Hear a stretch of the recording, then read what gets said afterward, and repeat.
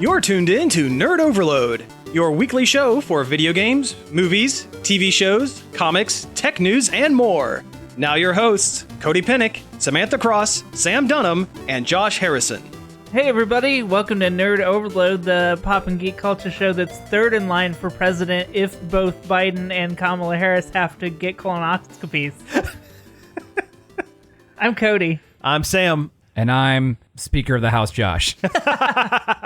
Oh, we have a great show for you this week. Thank you all for tuning in. We have a bunch of news that we want to talk to you about, including some talk about the new Spider-Man trailer. Looks pretty great. But first, let's talk about some things we have been checking out. Check it out!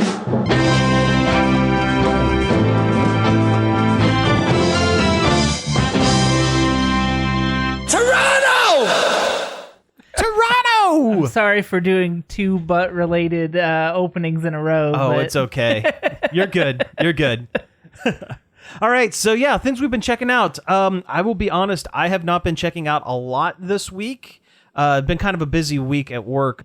But the one thing I have been checking out has been the update for Animal Crossing. Animal Crossing New Horizon. They had the update a few weeks ago, and I've been putting some serious time into it, and it's good. Yeah, I've poked at it a little. I haven't done anything too crazy, but it pulled me back into the game, so what more could you want? It added, I would say, 90% of everything that it needed to make the game, to kind of refresh the game and give you more of a reason to go back in and play it on a daily or even at a weekly basis. And it puts it back on par with, like, Wild World or whatever. Yeah. Or not Wild World, New Leaf. New Leaf, yeah. The only thing that I wish they would have done is they would have somehow tied the crafting bench to your home storage so you don't have to go to get crafting materials out of your home storage, then walk over to your crafting bench and then try to guess at, how much you're going to need, and then you mess up and you have to get more stuff out of your home storage, that sort of thing. Yeah. That's dumb. Even if it was only in your house. Yeah. I mean, that would make a reason to have a crafting bench in your house. Yeah. But the everything else it adds, the new explorable areas, the new items that you get, both the crafting items and just they had general, like 9,000 items or something ridiculous. Something like that. They bumped up. They almost doubled the amount of crafting recipes that you can get in the game. It was at sitting around 650, and now it's like over almost 1,500 at this point. I am so glad that they finally allowed you to put recipes you already knew into storage. Yes, that's a big one. I like the addition of the cooking. I wish they'd just let you eat the DIY cards. Oh, you just crunch them down. Get rid of them, yeah. Just Need that fiber. Mm-hmm. But yeah, so the Roost area with the coffee shop with Brewster is a fun little thing. You no longer have the mini game that you would have like in New Leaf. You would work in the coffee shop and you had to like play kind of a guessing game to guess what the villager that walks in, what kind of coffee they want. This one doesn't have that, but it adds enough of kind of a neat little extra area that you can use. But beyond that, the big one is the paid for DLC, the Happy Home Paradise Vacation Home Designer. And it basically turns this game into The Sims, like the design part of The Sims. They revolutionized the room crafting so much. It is kind of unreal, some of the stuff that I've been able to make. You guys talk about it for a second, because I'm going to show you a picture of one of the things that I made in there, because it's unreal. That's the one thing I haven't done was the paid DLC. I've been, doing the regular stuff. Oh, you're missing out. Now the paid DLC it is kind of time locked a little bit. Some of the stuff, like everything with Animal Crossing, you're playing for the next day. But the vast majority of it is locked behind how many villagers you've made vacation homes for. Like you do 4 or 5 and they give you an extra thing. And then you do a couple more and then they do an extra thing. And then you can unlock facilities on your island so you can build a school, a restaurant, a cafe, I just built a hospital. And they're like, and it's not just set dressing. It's not just like dollhouse set dressing, whatever. I mean, it's 90% that. But once they're built up, you put people that are on vacation, the animals or whatever, in like the roles of like waiters and stuff like that. And you can go to them on a daily basis. And like the restaurant, you talk to the head chef and he will give you a random recipe that you don't have every day. That's cool. The hospital is the one I just put together earlier today, and apparently what you do, you actually have to sign in, then sit down in the waiting room area that they make you make for like a minute, and then they call you back to the back and you explain what is hurting, and based on what you tell them, they will give you an article of clothing that is like a headband. Today I have had a little bit of a headache in real life, in real me. So I said, oh yeah, my head hurts a little bit and it's kind of a throbbing pain. So they gave me a head wrapping and told me to put ice on it. So it's like little stuff like that. And it's cool that you have the interactivity with something that you've also built from scratch. That's really cool. That is really cool. Yeah. I wonder if they'll cure your bee stings for free. They might. I like that you can clap for Cap'n when you're riding his little boat. If you push A, your villager you can will clap right along with the songs. Okay, well here's my cafe, the Milk Bar, and I turned it into a craft brewery type situation. Yeah, that's really cool. Yeah, and like, oh man, and some of the villagers. So the villagers will give you prompts and a couple of items that they would like to see in their home. It's a lot like the 3DS Happy Home Academy thing that they did a few years ago. Yeah, I never actually played that. I saw that and I'm like, no, that's all right. I played that, and I remember at the time thinking, boy, this would make more sense if it were part of the main game, because at the time it was a separate thing, and just because it is part of the main game, and you can take things that you have built from and like skills that you have learned, like adding soundscapes and adding partition walls and stuff like that from this DLC, and put them on. They just start working on your main island as well. So it unlocks it in both places. That's really cool as well. But yeah, some of the prompts are weird. Like, some are good. Like one of them wanted to be a cartoonist, like wants to have a house that is fit for an cartoonist or something like that. So they gave you a bunch of like John from Garfield. Like John from Garfield. But like they gave you a couple of bookshelves with like manga on it and like crumpled up pieces of paper that you can put on the floor and stuff like that. It was kind of neat. And then you get Lionel, who I'm pretty sure everyone gets early on in the game because he unlocks all of the toilets. He wanted a house filled toe to tip with toilets because when you gotta go. His prompt was because you always want to be close by. Fair enough. He's got a point, but still. But yeah, that's pretty much been what I've been doing. The other thing I really kind of been checking out, I think I've talked about it on the show. I may not have talked about it on the show. Have I said anything about the TV series Forged in Fire? A little bit, yeah, I think. Yeah, so. They Is that put the out blacksmithing show. That's the blacksmithing show. They put out a second batch of episodes onto Netflix a few weeks ago, and I have been burning through those so quickly. It is scratching the Great British Bake Off itch. It's a in great a weird British way. Sword off. Knife off. It kind of is. I mean, yeah, they're an isolated 42-minute episode, so you're not really, you're not getting the same people throughout an entire season. It's 4 competitors and it gets whittled down to 1.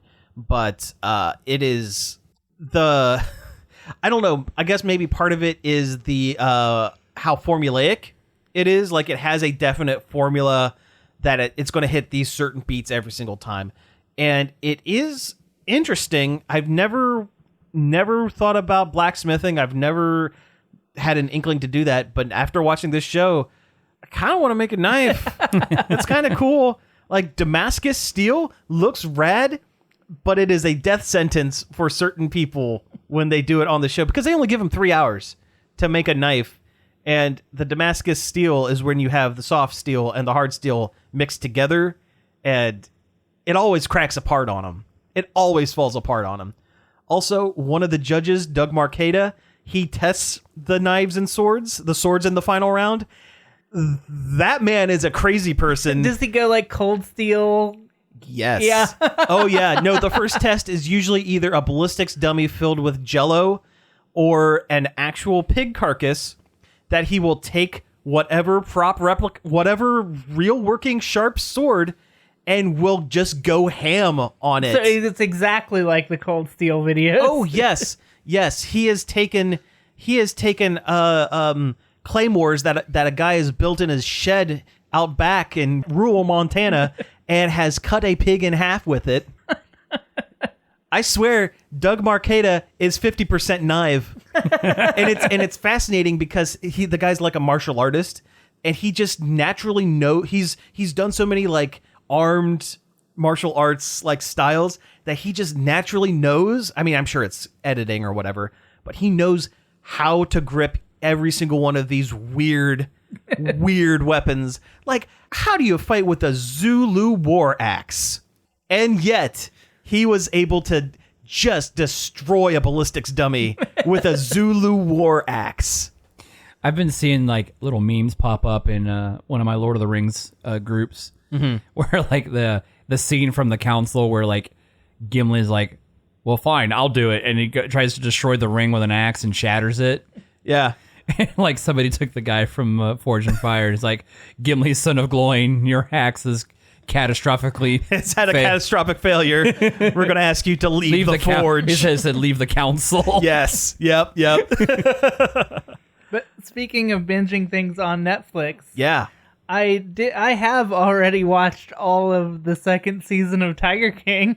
Oh, you have? Yeah, Oh, I mean, man. I forgot that was out. The articles I've been seeing from it are not good. I mean, I just wasn't like super actively watching it. It was one of those like I've got it on while I'm doing homework and making dinner type of situations.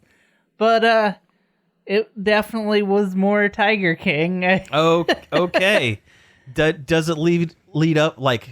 Does it live up to the first season? No, not at all. Okay. They just don't have the content. There's like just not a lot they can do because the dude's in jail. Oh, gotcha. Gotcha. Yeah, I thought it was weird they were going to do a season 2, and I'm like, how can they really talk more about this idiot? Are they going to let the tigers into the jail? I mean, they follow up on a lot of stuff, but it's still like, we still don't know. We still don't know where Carol Baskin's husband is. There's people that are looking into it more now, but they don't have anything concrete. Well, it's kind of hard, when he's like, tiger droppings. Yeah. Yeah, allegedly. Allegedly, yeah. And they showed a lot of like those crappy roadside zoos. They showed the government like shutting them down and taking a lot of the tigers that Joe Exotic had, and they're all on a I guess spoilers for the ending. They're all on a good reserve now. So that's good. There's a happy ending tagged on there, which That's the first good. season did not have. That's good. Yeah. One of the guys is absolute foul-mouthed maniac, and watching him get mad about them coming for his tigers is hilarious. Because he'll say the most foul-mouthed, crazy stuff at people because he doesn't want the government to come take his tigers away, even though he's mistreating them and has them in small cages and all of... do I have to say allegedly on that one? Allegedly? Well, I mean, they already took them. They took them, so yeah. No, wow. So how much of this series follows up with some of the main and supporting cast from last season? Like, do we see the weird cult guy? Do we see the guy that claimed to be the basis for Scarface? Do we see any of those jokers? You see the jet ski guy a lot. Jet ski guy. Is that the cult guy? No, the cult guy. I don't think he was in it. Okay. A lot of like, as I started watching this, I'm like, I don't remember any of these players. Like, it's been a year. I don't remember half these people. But he's the fat guy on the jet ski that people make gifts of. Yes, jet ski guy. Yeah. You see that guy. All right. It's a lot of Jeff Lowe who's the guy that got the zoo out from under Joe. Mm-hmm. And he seems like he's gotten extra crazy. Okay. And has like a weird 30-year younger wife. Same or different? Oh, it might be the same. It's been a long time since I watched. Gotcha. It feels like 10 years. Yeah. But he seems extra crazy. Okay. But overall, like I don't think it's that necessary.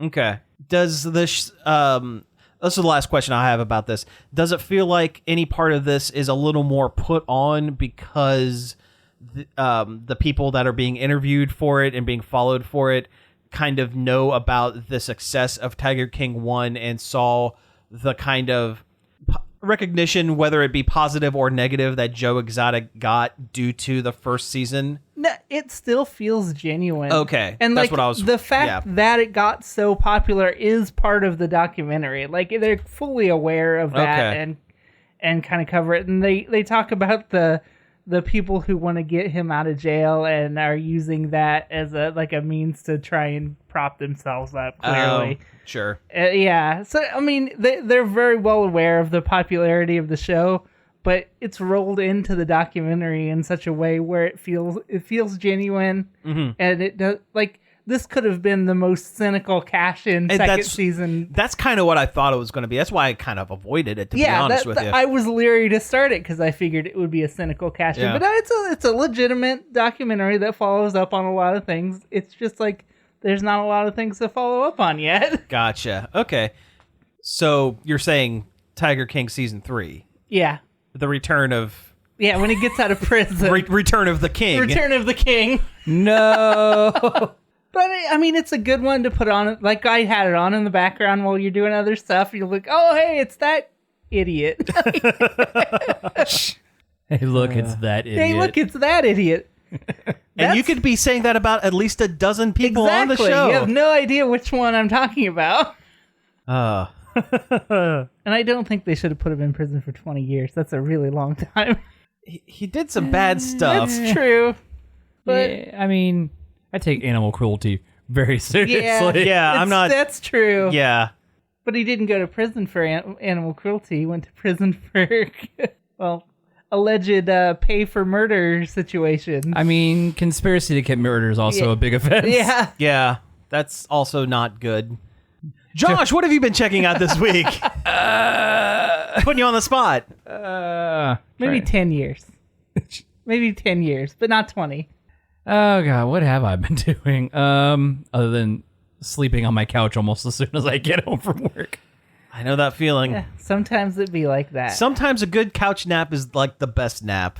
Sometimes you wake up with it with a screaming migraine, but sometimes a couch nap is the best. That was me the other night. Oh, yeah? Like I went to bed and I woke up with such a horrible headache. It's like, am I dehydrated? What is going on right now? Oh, yeah. Oh, yeah, I've been waking up super thirsty all the time too. But let's see. Other than my terrible sleep habits, I restarted Breath of the Wild. Oh, nice. Because I'm like, you know what? I haven't touched this game in a minute.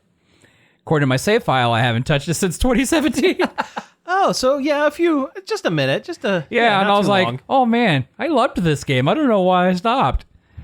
And I sat there and I opened up one of my saves and I'm like, I don't remember how to do anything. Oh yeah, I'd have to start all the way over too. I probably don't remember any of the controls even. I got so close to 100%ing that I would probably start a fresh save with another profile just to kind of get myself warmed up and then jump back into my old save, just because I spent so much time getting those dang Korok seeds, guys. Oh God, the Korok seeds. There's 900 of them, and I got 700 of them. And it's dumb. You get your final reward at 540 or something. No, you get your final reward when you get all of them. I meant the actual useful final reward, not the here you go. The developers don't want you to get all of them, basically, is what they're saying. Don't worry about it. Yeah. That's why the final reward is literally a piece of poop. Yeah, it's a poop. But it makes Hetsu dance every time you have it. Stupid Hetsu. Hey, that's Christina V. Yeah. Doggone it. At least in the one. Yeah. In the Warriors game. Oh, Age Yeah. of Calamity. Yeah. I want to play Age of Calamity. It's actually good. You know, the DLC for that has actually made the game pretty entertaining. I really like Robbie and Pura. I like their characters in the original game. Yeah, but I like them as the final fighter, the final character. Well, I guess they're technically not the final character. There is a secret one that you have to make a split-second decision on one of the new DLC chapters that is really difficult to do, and I haven't been able to do it. But you can unlock Suga, the giant. Oh, cool. The giant number 2 of the Yiga clan. He's the not dumb one, right? The not dumb The main one. guy's dumb, and he's like, "You sure you want to do that?" And then the dumb guy's like, "Yeah." Yeah, and no, they actually show there's video of Suga's background and why he is so devoted to Resurrecting Ganon. No, the Yiga clan. the Yiga clan, and in particular the main guy, because he was like, it's all done in first person. It's like you could hear him as a kid, like starving, and goes to the Yiga clan trying to steal a banana, and they almost kill him. And Master Koga basically says, "Hey, you look hungry. Here, have some bananas. We'll kill you later." It's basically a Princess Bride, Dread Pirate Robert situation where they constantly tell him, "Here, you hang out today. We'll kill you tomorrow."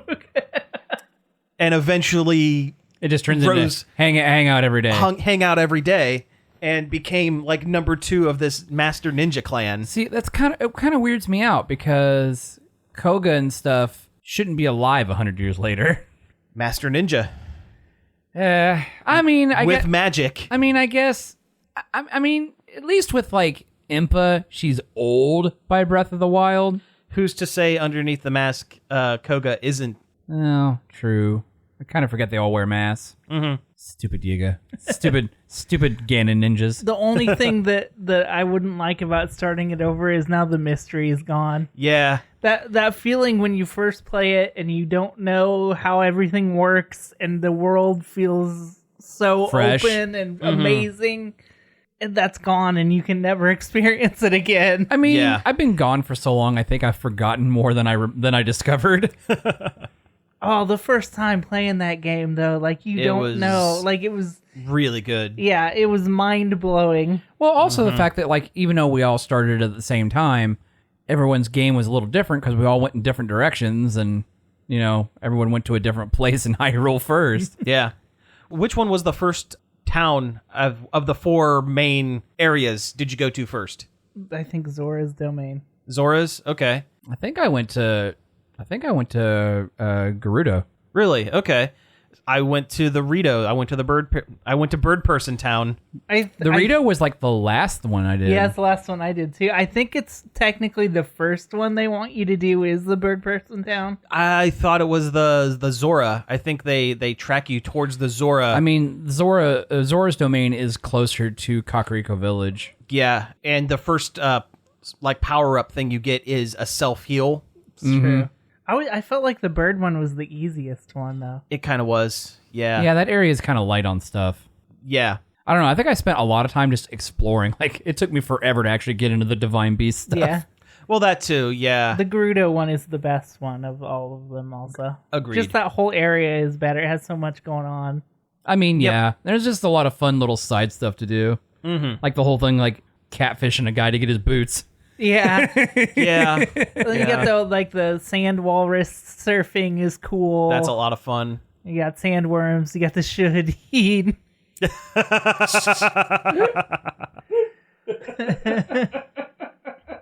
The spice must flow. I mean, and plus a lot of the jokes in Gerudo Village are just fun. Like when you go to like the Romance Academy or whatever, and you got that one woman in the back, and like all her suggestions to get a husband or whatever are really, really bad. Sure. And the teacher's like, no, that's kidnapping. when you played through the first time, did you unlock the house, like Link's house in that other village? Yep. Oh, that takes forever to do, too. It takes forever. And a lot of money, too. A lot of money, and there's a final thing. If you get all of the memories, it adds a framed portrait of the 4 champions with Link and Zelda in black and white above his bed. Oh, that's cool. Yeah. Aw. It's really, really kind of neat. And I think there's lore that is actually his house he had before, Yeah. too. So you have to rebuy All your own stuff. house. Yeah. Pretty much. I Yeah. mean, it's been 100 years. People That's probably true. thought he was dead. Mm-hmm. I mean, technically, he was kind of dead. Yeah, kind of. Yeah. I mean, it is the Shrine of Resurrection. Well, yeah. All right, well, hey, let's go ahead and take a break here. When we come back, we'll get into some news. Hello, I'm Ben Vaughn, the host of The Many Moods of Ben Vaughn, heard every Saturday night at 8 p.m. here on WZMO 104.7 FM. We span many decades, many styles, and many moods on my show. So tune in to The Many Moods of Ben Vaughn every Saturday night at 8 p.m. See you then.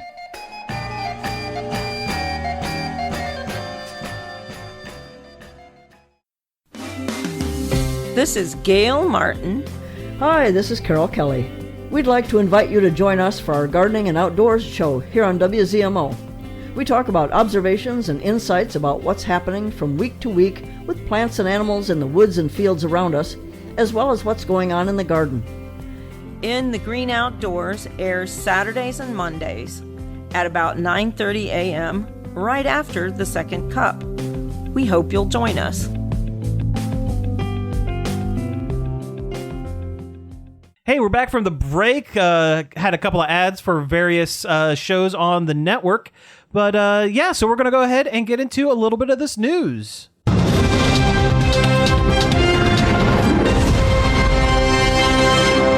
It's morphin' time! It's morphin' time. We're jumping right into it. Let's go. Too bad we don't have any sort of Power Rangers related news. That would have been great, but you know what? There's no time. There's no time. There's no time. Yeah, so first thing we're going to talk about some trailers, starting off with the Spider-Man No Way Home. Spider-Man.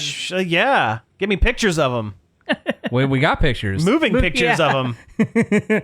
So yeah, the Give me talkies of Spider-Man. Talkies. 23 Skidoo. all right. 1930s Spider. Isn't that what Spider-Man Noir kind of is? Kinda, yeah. So yeah, the new trailer for Spider-Man No Way Home. Like the first real full trailer we've gotten. Yes, and it actually gives a pretty good idea of what the plot of the movie is going to be. In Gives fact, away it quite a gives- bit. Actually gives away almost too much of Yeah, it. Yes, just a wee bit. Yeah. It looks like Alfred Molina is going to have a much larger part in the film as Dr. Octopus than I originally thought was going to be. Yeah, like at one point in the trailer, he slams Peter and he pulls back the nanosuit Spider-Man mask or whatever. He's like, "You're not Peter Parker." But then his tentacles, I don't know if they copy the nanomachine or they steal some of the nanomachines, but he starts getting these red bits all over his tentacles. Yeah.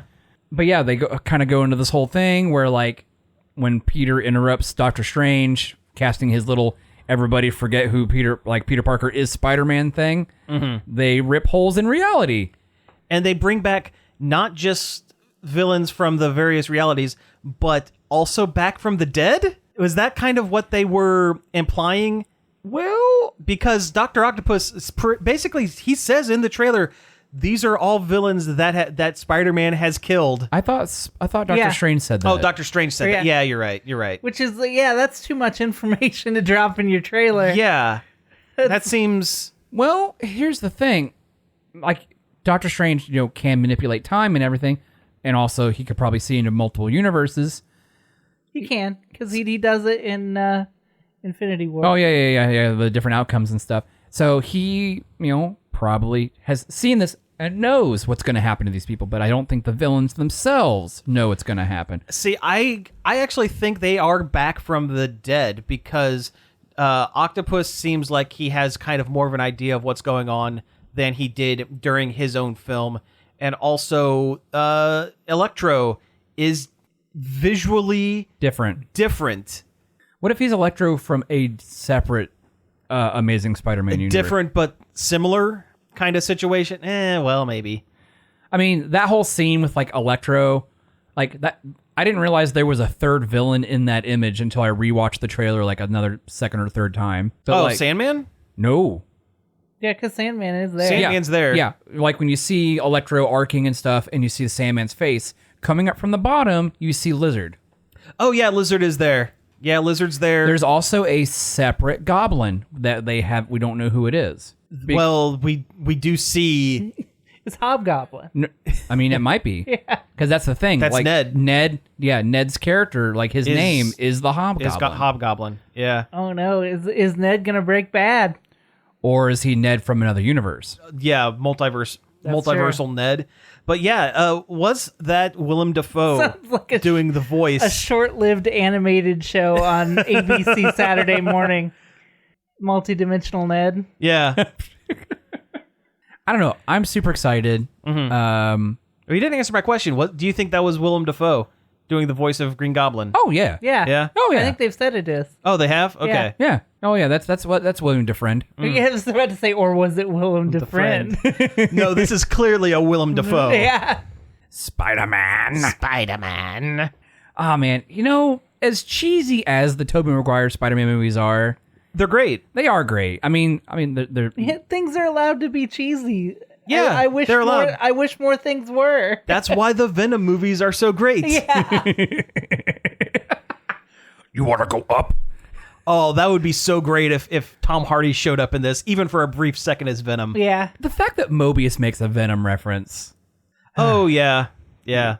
Oh, yeah, there was a trailer for Morbius. Yeah. I mean, No, as well. okay. I was like, wait, Mobius, like from the TVA, Do you mean like Moby? like Moby, No one cares, Moby. like Mobius M. Mobius. Yes. no, Mobius the Living Vampire with Jared Leto. Morbius. Morbius. That's a dumb name.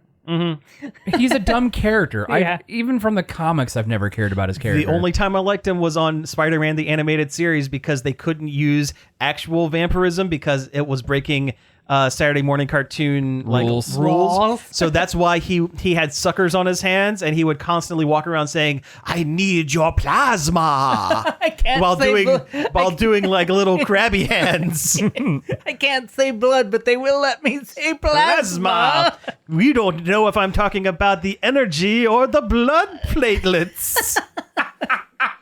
With my grabby hands and sucker fingers. You know, thinking back to the character He's design. like a wacky wall walker. He is, yeah.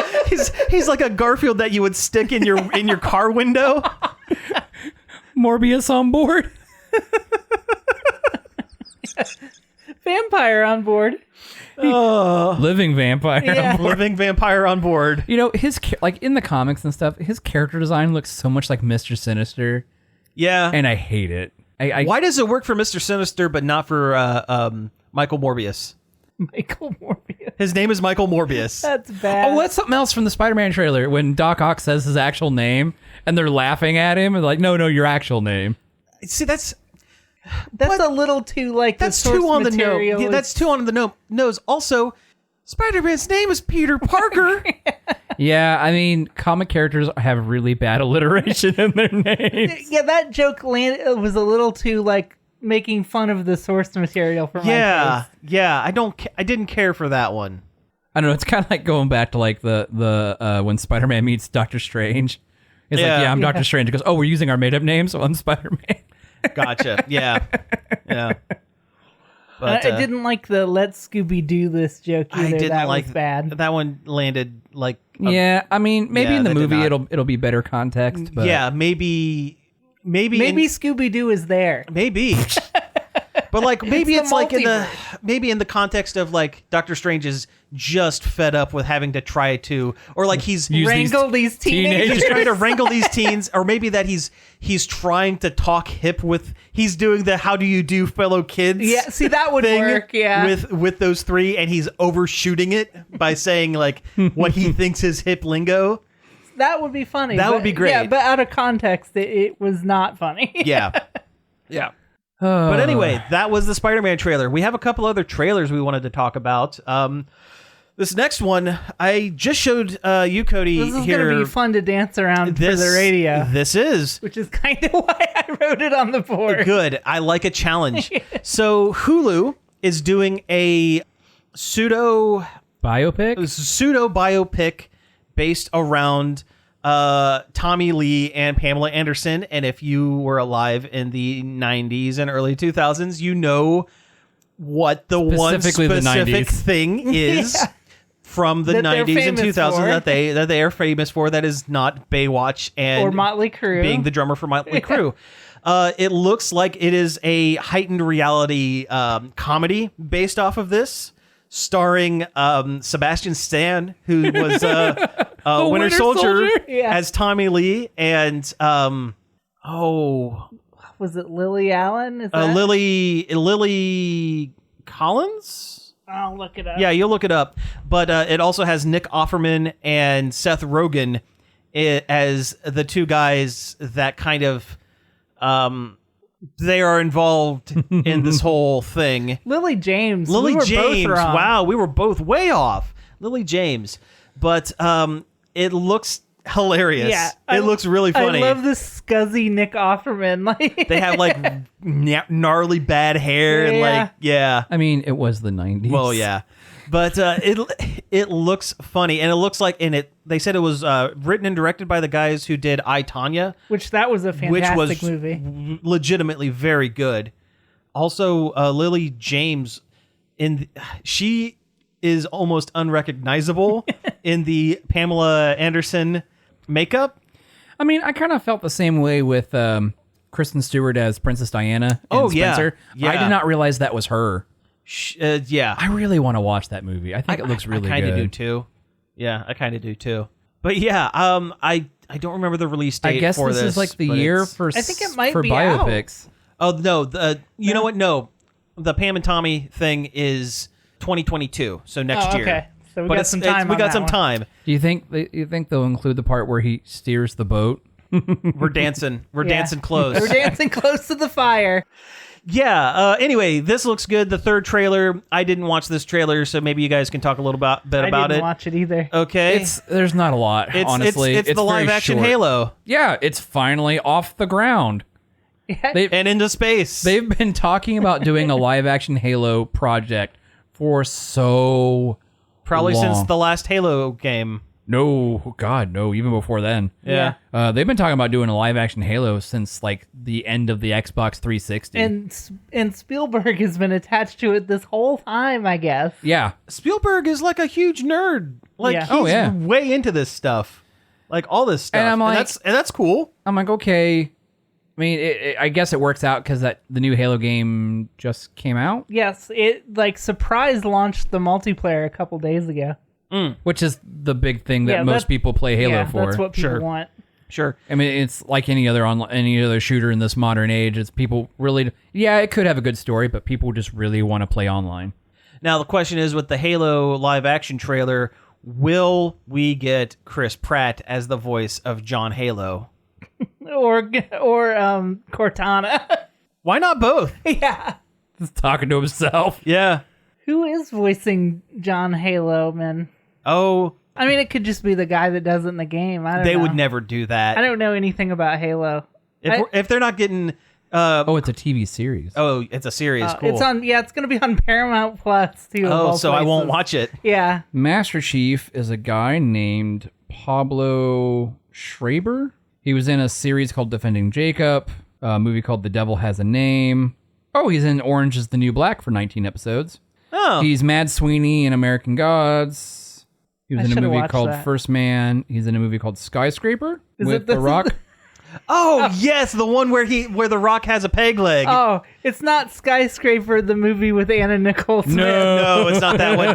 No, this one's just as dumb. It's The Rock who has to fight his way. He's an architect who has to fight his way up to the top of the skyscraper, and also he has a prosthetic leg. And oh yes, he does get his prosthetic leg caught on a girder outside of the skyscraper and is dangling by his his peg leg By his own prosthetic leg, while his prosthetic leg is slowly detaching from his body. Like the Velcro straps are coming loose. And oh no, is the Rock gonna fall? Guess what? No, he doesn't. Spoilers for Skyscraper. Spoiler, I saved you 2 hours. You're welcome. And the other one with Anna Nicole Smith is if you ever watched Die Hard but wished that John McClane was Anna Nicole Smith. Well, that's what that movie is. Yeah, that's about right. Yeah. All right, so we got some quick hits here. Actually, we have a couple more trailers, but we're just going to go fly through them real quick. Book of Boba Fett, this trailer's been out for a while. Looks good. Yeah, I thought it was a little boring. Yeah. Like, not a lot happened in this trailer. I guess save it for the show, I guess. Save it for the show. That's fine. Yeah, I mean, it's, it's Star Wars The Godfather. Yeah. I guess that's what gets... I don't like Mafia stuff. And that's probably what has me going about this. Because I love Boba Fett. Yeah. He's the coolest guy in the Star Wars.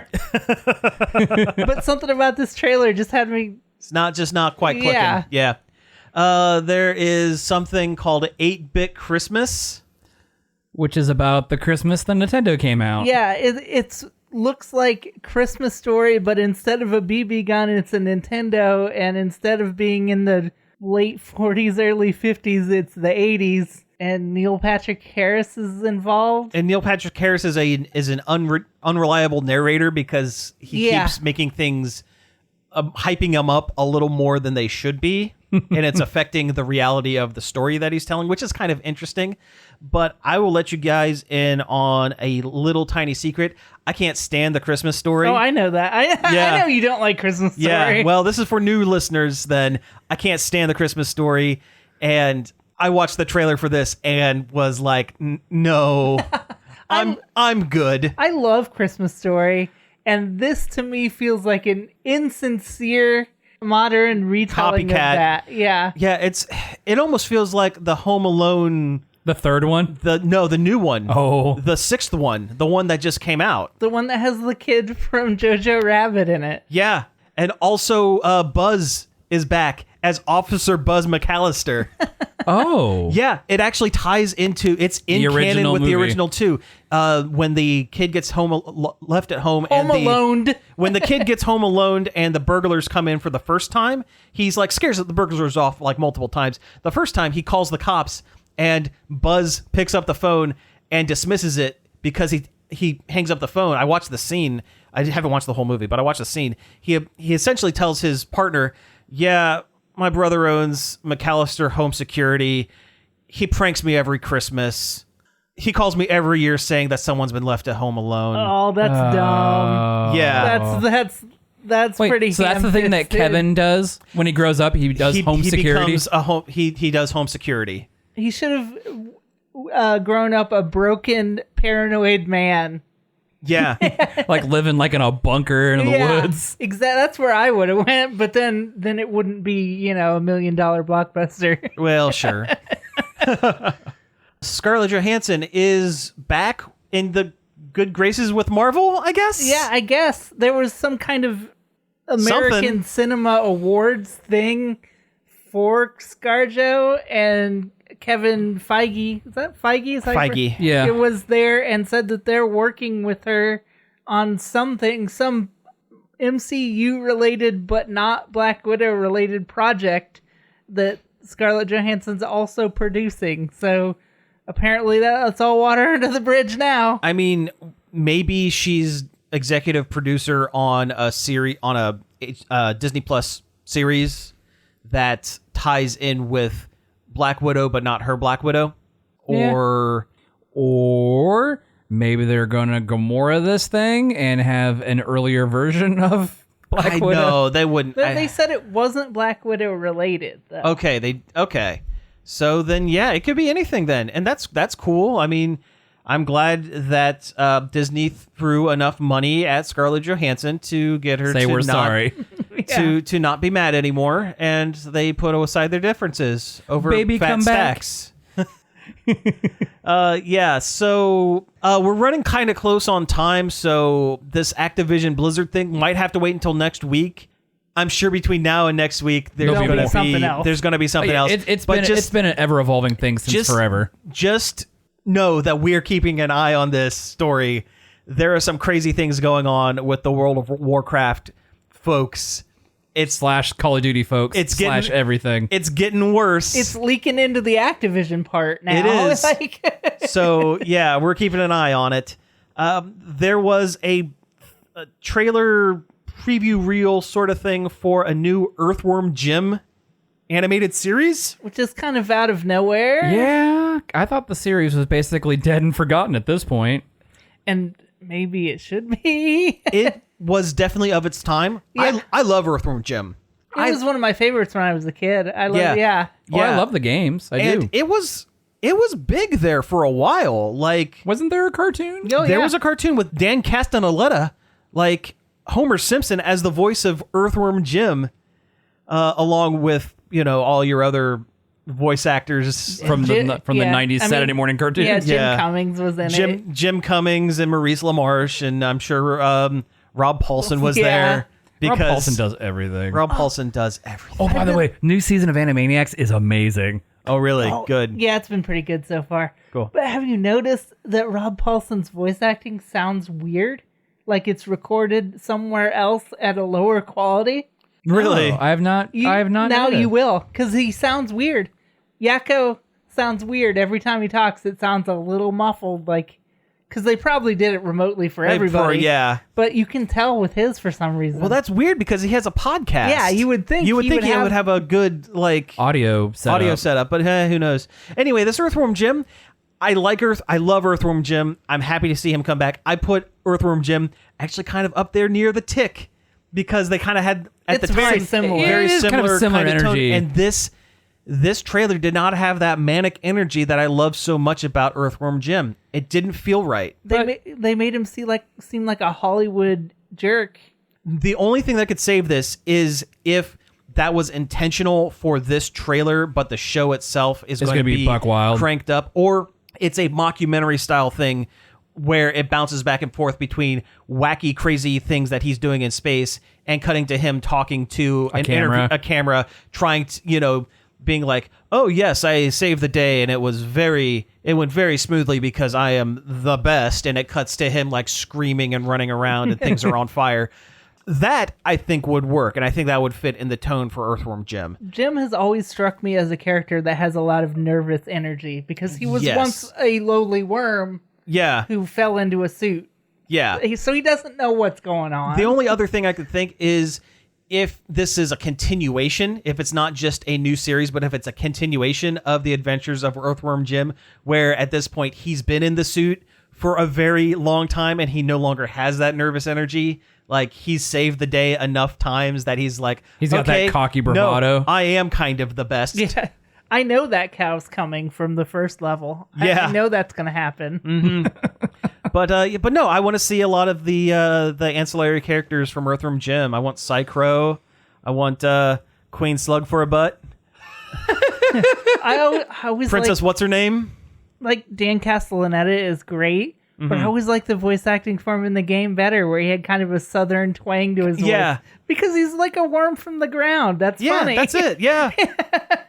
So if you're not going to get Dan Castellaneta, then do that, please. Yeah, do like a southern kind of thing. Who knows what'll happen? We got to talk about MultiVersus. We don't have a lot of time, but we got to Very hit quick, this but there's one. not much to talk about it. It looks like jank. Yeah, it's Warner Brothers is doing a Smash Brothers because they saw Nickelodeon doing it. Yep, and they've pulled some of the weirdest characters into it. Batman, Superman, Wonder Woman.